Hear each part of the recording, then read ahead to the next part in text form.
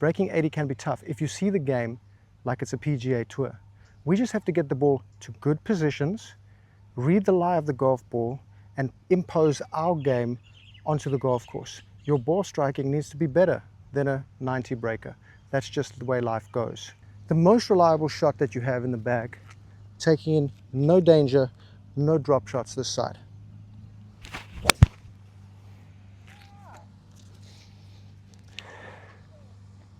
$187 yards remaining, and this is a long shot. And from this distance, we have to set our expectation of what can we actually do here if we want to break 80. We just need to get this on the green anywhere, not in the bunkers left and right. Even short of the green is fine. At least it can give you like a half chance of getting up and down. So we know the pins at the back 187. That means we've got 30 yards of green to work with. So anywhere from 157 to 187 is absolutely brilliant. Then we have to take into account our shot shape and where we need to aim the ball, because everything in 80 breaking is about position. Position is king.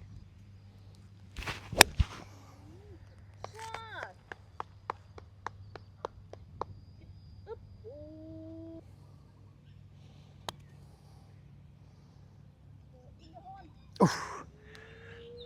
There or thereabouts. Wow, my caddy is tough, huh? That's a tough caddy right there.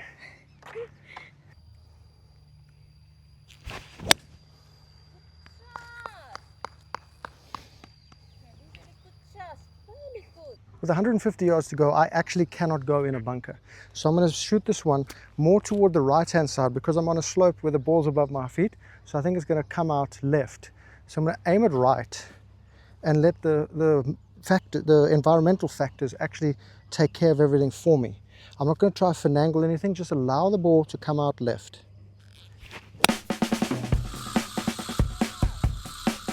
That might be a bit short, but that's okay. Nice on. Oh my gosh.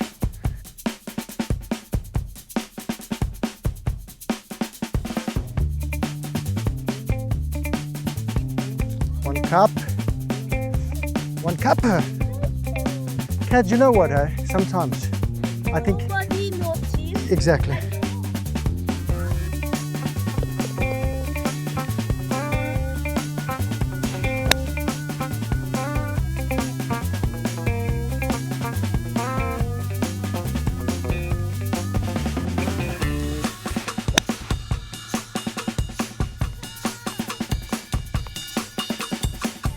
Player and gangbanger, I measure all distances on this channel with the VistaGet Golvia rangefinder. This is the Golvia Ultra, the new one, the fanciest one they make. It has image stabilization. Have you ever seen image stabilization?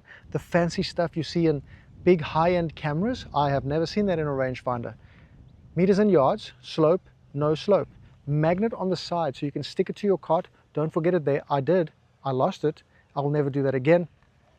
Then it has USB-C type charging, so you don't need batteries. And the other feature to put the cherry on the top, try measure mode. So you stand at the cart, you shoot to your ball, cart only golf. Shoot to your ball, boom. Shoot to the pin, it then does a calculation from where you're standing, how far your ball is from the hole. Now you only have to take 1 or 2 clubs with you, not a freaking Sunday bag full of clubs. VistaGet Golvia Ultra. Check the link in the description and use my code for extra descuento. I love these guys, been working closely with them, and I had a lot of input into their new products.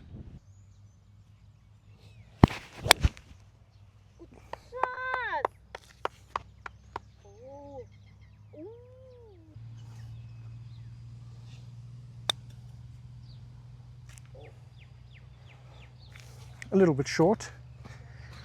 You can't win them all. Sometimes you win, sometimes you learn.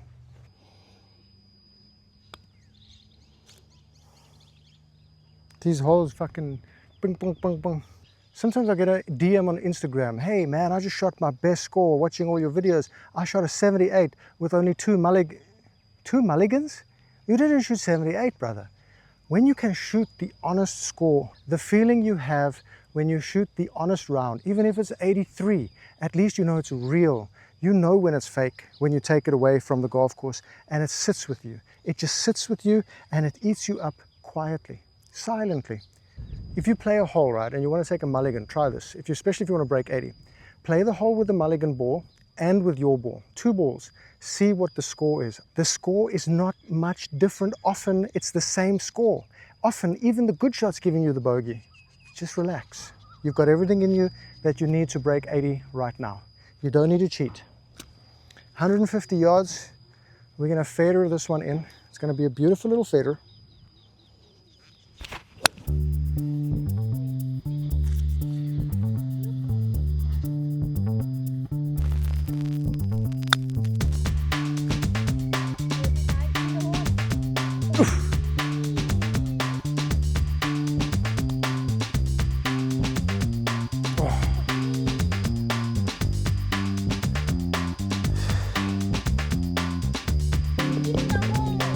Yes, very nice.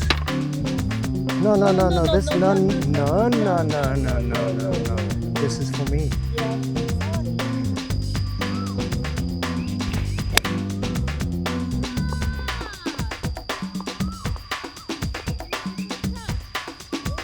Now we want to position this ball for a nice approach onto the green, and I need an approach from the right-hand side to eliminate the bunkers on my line to the hole. I want to be right and open that hole up, get the ball on. Hey, we may get a bird, we may get a par. But if I have to go over bunkers, I'm completely blocked out of the hole.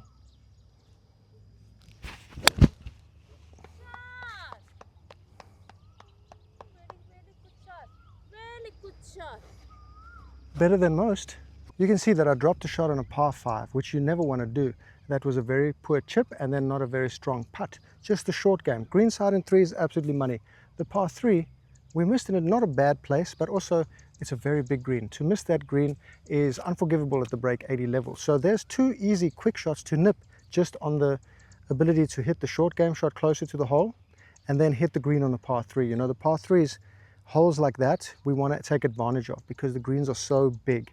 There's going to be a couple par 3s that you're not going to be able to take advantage of. So we want to walk out of the course with the par 3s being at +1 maximum, the par 5s level, and then the par 4s that allows you to be 6 over par. Now we've opened this up really nicely and we can get this on the green, get ourselves the birdie putt. Hey, we are laughing.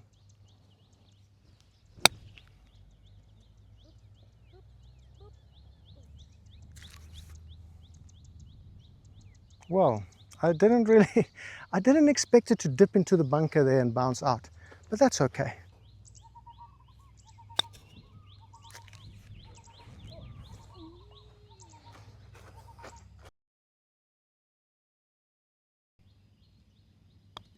In the hole, next par. You know, in my pursuit to break 80 when I was younger, I used to use the copium scorecard. A lot of people will see this, you know, I don't know where it comes from. It's kind of probably like education system, sports, I don't know. Yeah, but coulda, shoulda, woulda. Oh yeah, you know, copium scorecard. Like, bro, when I looked at my scorecards when I was playing younger golf, and I was shooting like 83, 84, and I'm trying to get under 80, I'm sitting there going, what caused the bogey? Oh, look at that par that I made there. That was like a 6-foot birdie putt. What made that double? What made that bogey? And then when I get down to the nitty-gritty, I start to understand patterns in my game. Oh, I'm playing the wrong club around the greens when I'm chipping. I'm not getting the ball close enough. I'm leaving it short. So maybe instead of chipping with the pitching wedge, I'll try the 9-iron next time. You know, on the par 3, I didn't hit the green. Why? I was picking a fade shape onto a banked green left to right. That's always going to kick it off the back. See, these kind of things, right? That's how you find what's happening in your game. Don't listen to people who coulda, shoulda, woulda. These people can't break fucking 100, right? So when you want to break 80, you have to get to know you better, and your scorecard tells you the truth. But you have to tell yourself the truth when you ask yourself why it happened. It's okay to know what happened, but why did it happen? When you get to the 3rd or 4th why in the sequence, right? Why?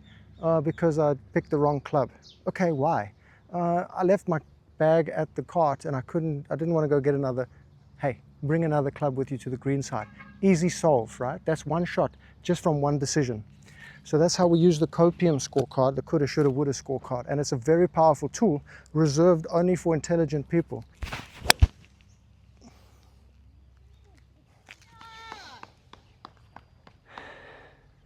To break 80, we have to have the confidentiality to take on certain shots, or the confidentiality to not take on those shots, the joy of missing out, the JOMO.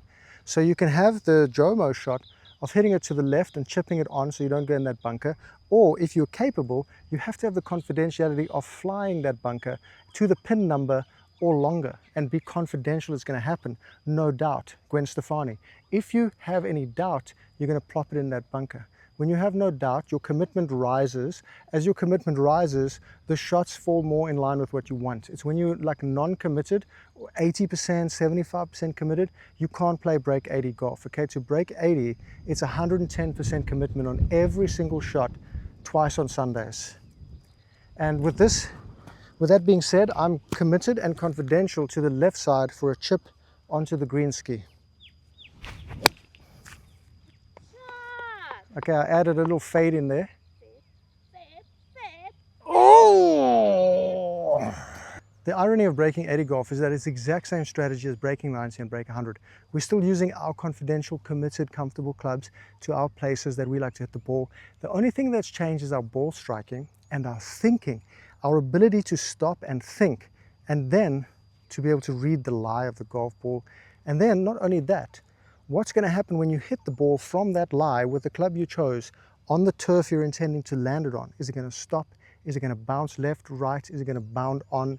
These are the things that bring you under 80. Without these things, we can't go under 80. Ball striking doesn't have to be perfect. It just needs to be good enough, right? We don't need to be out there playing pro golf. And then once you're in the 80s, 65% of your shots are from inside 100. We want to be great. That's what keeps the ceiling scores down. Short game. Keep your stimp hand strong. We've done well with the fader. We got the ball here.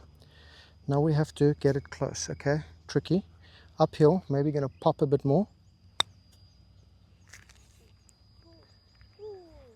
Okay, that's perfect. Now this hole, I need to come in from the right side. Position is so key on this hole. Because to come in from the right, I open up the green. If I come in from the left, I've got water on the left and I can't carry it. There's just no way to hold that green with bunkers on the right-hand side too, if I fade it into them. So I definitely have to be right. Now I generally fade this, but with the tee kind of sloped. So I think I'm just going to aim a bit further right than I want to, because I think it's going to eliminate some of my shot shape, which is generally left to right. See, so that actually drew off that lie, which is perfect. I luckily aimed it further right. Now if that catches the downslope, I've got a shorter shot, but it might be on the plateau in the fairway, which I've accepted. We've done exactly what we need to do, which is money. But the only problem on a downslope now, I thought I could trickle down here, but it's not so firm anymore. The grass held it up. So we're on a downslope, so the ball's going to shoot out lower. It's going to want to shoot out more left to right. So from 125, I really have to be careful where I aim, knowing that it may squirt, and because it's coming out lower, may just roll out a bit more. So I think I'm going to go just a little left of the pin with my intention and allow the ball to squirt right. You know, I like to just let the environmental factors just take care of the shot for me, right? You know, you've got like the wind, you've got the slope, you've got the lie of the ball. Just allow that to dictate what shot you're going to hit, and then allow the environmental factors to just do it for you. So I'm going to go just a little left, and I'm going to hit a beautiful number, run it right up there.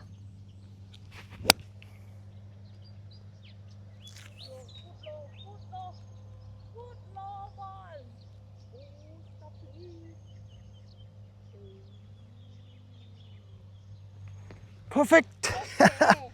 One of the temptations that we get led into is believing that everyone else has things easier. Oh, I bet you can't do that on my course. My course is so difficult. My course has no flat lies, and my course has blah, blah. You know what? You're not playing golf on a tough golf course.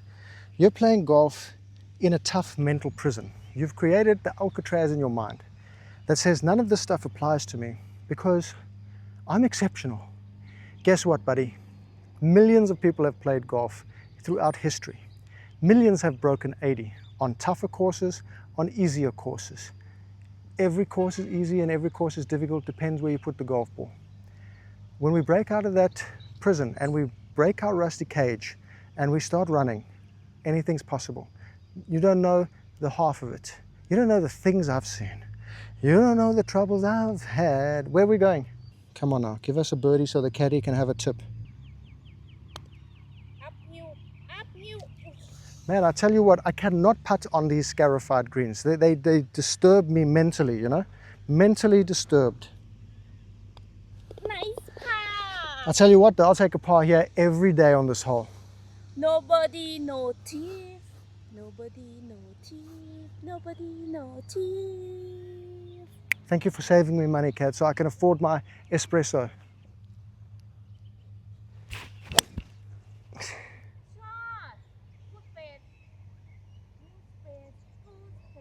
Now, if we can hit the par threes, it makes a big difference to our lives. This is a tough up and down ski, but we're going to give it our best shot. Ah, you see, I get scared now because I'm on a downslope. So the miss is also important.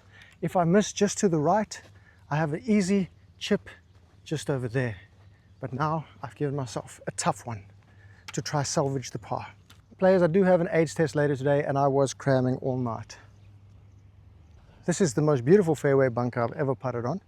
I absolutely adore it. Caddy, no good?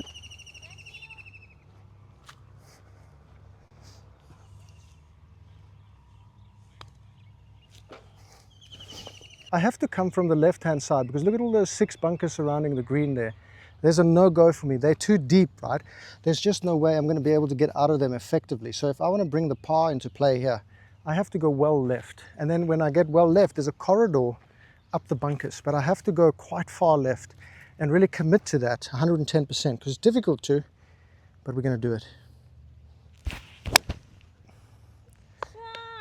It's left-ish, but it's not left enough. Oof. I don't know, that's going to have to be a little fairer into the green. Hey, you said 130. It's 127, Cats. Yeah. I think I'm going to need to find a new caddy. I think number 77 better, huh? Yeah. Okay. Jetip Jetikwa. We've got 127 yards and I haven't opened the green, not even in the slightest. I'm center fairway, but I need to be down there. And in actual fact, I don't think I can open this hole up because if I go enough left to open the hole, I'm actually in the rough on the distance I hit the ball. So not really possible. So now I just have to manufacture my little fader and accept the shot from the back of the green.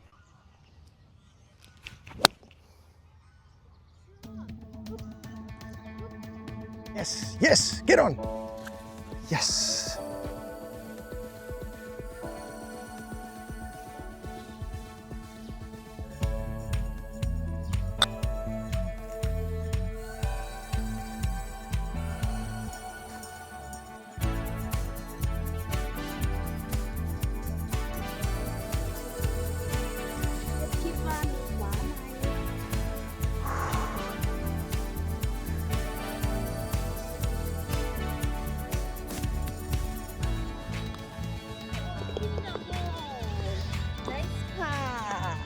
That's how we do it, players. It's all about position. Get your shots to the place you like to be. Find the angles you like to come from. Don't listen to nonsense about golf, okay? It's all about you, knowing yourself deeper, knowing the way you will react to a lie, the way your ball will react from the lie to the landing area. Short game, inside pitching wedge range, planning the hole back from the green,